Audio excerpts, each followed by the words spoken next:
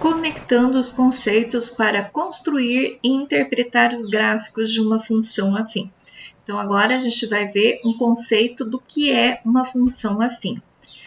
Uma função f, ela é dada de reais em reais e definida como f de x igual a x mais b, com a e b pertencentes ao conjunto dos números reais e a diferente de zero. É chamada de função afim. Dizemos que A é o coeficiente angular e que B é o coeficiente linear da nossa função. Então, toda função que ela tiver o formato f de x igual um valor numérico junto de x mais um outro valor numérico, ela será chamada, então, de função afim. O valor que está junto de x é o nosso coeficiente angular, é o nosso valor de A. E B é o valor numérico, que é o coeficiente linear da nossa função. Nós temos aí uma sugestão de vídeo que vocês podem estar assistindo. Essa sugestão fala aí dos conjuntos numéricos, porque ele traz o seguinte: o conjunto dos números reais é representado pela letra R e é formado pelos números naturais, inteiros, racionais e irracionais. Então, essa revisão aqui que ele está sugerindo é sobre os conjuntos. Quem são esses conjuntos aqui mencionados? O conjunto dos números reais é toda e qualquer representação numérica. Tá? Então, todo e qualquer formato de número que a gente tem estudado até agora, então, são números que fazem parte do conjunto dos números reais. Então, na sequência, ele fala assim: vamos construir o gráfico de certa situação que resulta na seguinte lei de formação. Então, y é igual a x mais 2. Então, para esboçar o gráfico da função y igual a x mais 2, primeiro vamos construir uma tabela atribuindo os valores a x e calcularmos os correspondentes valores de y. Depois, representamos no plano cartesiano os pares ordenados x e y obtidos. Então, ele diz lá, por exemplo, quando x para x igual a menos 3, o que a gente vai resolver? A gente vai fazer y igual a x mais 2, já que essa é a nossa lei da função, substituindo x por menos 3. Então, vamos obter o quê? Y vai ser igual a menos 3 no lugar do x mais 2. Menos 3 mais 2 vai ser igual a 1. Aí ele continua assim. Continue fazendo essa substituição para os valores menos 2, menos 1, 0, 1, 2 e 3. Depois confira os valores obtidos na tabela abaixo. Depois é só marcar os pontos no plano cartesiano.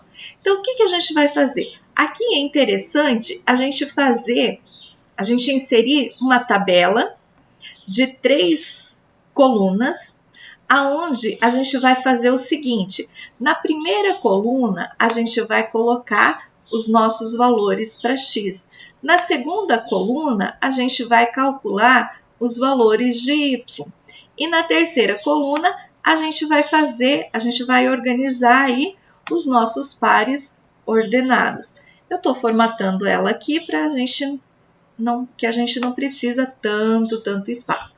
Então, primeira coluna, a gente atribui valores para x. Na segunda coluna, a gente calcula valores para y. Então, quem serão os nossos x? Já vamos verificar. Quem é a nossa lei da função? É y igual a x mais 2. Na terceira coluna, a gente vai formar os pares ordenados. X é dado no enunciado, y nós vamos calcular. Então, vamos lá. Nós sabemos que nós temos 6 valores aí para os nossos x. Então, preciso mais uma linha. Então, nessa coluna aqui, a gente vai atribuir valores para x. Então, volta aqui. Menos 2, menos 1, 0, 1, 2 e 3, porque ele disse, continue fazendo essa situação para os valores. Então, tá. Qual é a nossa função? A nossa função é x mais 2. Então, o nosso y vai ser calculado fazendo x mais 2. X está valendo quanto? Agora, ele vale menos 2 nessa linha. Mais 2, então, vamos ter o quê? Y vai ser igual a 0, porque menos 2 mais 2 vai ser 0. Aí, formamos nosso par ordenado. Quem é nosso par ordenado? Menos 2 para x e 0 para y. Fecho o parênteses. Na nossa próxima linha, o x vale menos 1. Então, novamente, y é igual. Nosso x vale menos 1, nosso restante da equação é mais 2. Menos 1 mais 2 resulta em 1. Então, vamos formar nosso par ordenado. Menos 1 para x e 0. E desculpem, menos 1 para x e 1 para y, que foi o que acabamos de calcular. Quando x agora vale 0, então y vai ser igual o quê? 0 mais 2. 0 mais 2 é 2. Assim, nosso par ordenado vai ser o quê? 0 para x e 2 para y. Quando x está valendo 1, então vamos calcular y igual 1 mais 2. 1 mais 2 é 3. Então, nosso par ordenado, 1 para x, 3 para y. Os pares ordenados sempre são separados por uma vírgula. Continuando, nosso x está valendo 2, então y vai ser igual a 2 mais 2. 2 mais 2 é 4. Assim, nosso par ordenado vai ser 4 e não 4. Ele vai ser 2 e ele vai ser 4 para y. Quando x vale 3, então y é igual a 3 mais 2. 3 mais 2 é igual a 5. Então, assim, nosso par ordenado é 3 e 5. Então, temos aí construído os nossos pares ordenados para essa função. Esses valores, ele pedia que continue fazendo essa substituição, com esses valores para x, e depois é só marcar no nosso plano cartesiano. Aí vejam bem, ele já trouxe aqui uma tabelinha para a gente com os valores de x e os valores de y. Eu só fiz essa tabelinha adicional aqui para mostrar de onde saíram esses valores de y. Por quê? Porque ele nos deu os valores de x, nos deu uma função e disse que a partir dela a gente era para formar os nossos pares ordenados.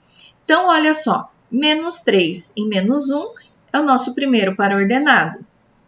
A gente calculou depois todos esses outros aqui, que vai ser menos 2 e 0, menos 1 e 1, 0 e 2, 1 e 3, 2 e 4, 3 e 5. Então, aqui ele colocou esses pontos no nosso gráfico. Então, eixo x e eixo y. Até que valores eu preciso desenhar aí no plano cartesiano? Então, menor valor de x é menos 3. Então, pelo menos, o menos 3 precisa ser representado no eixo x. Maior valor de x, 3. Então, até o pelo menos 3, a gente precisa representar no eixo x. Menor valor de y é o menos 1. Maior valor de y, 5. Então, também são os valores das extremidades aí que temos que representar. Então, vamos lá. É menos 3 e 1. Então, menos 3 para x, menos 1 para y. Então, primeiro ponto. O próximo, 0, menos 2 para x e 0 para y. Tem essa posição. Próximo ponto, menos 1 para x e 1 para y. Então, tem essas coordenadas. Próximo ponto, 0 para x 2 para y, tem essa localização. O próximo, 1 para x, 3 para y. Depois, 2 para x, 4 para y.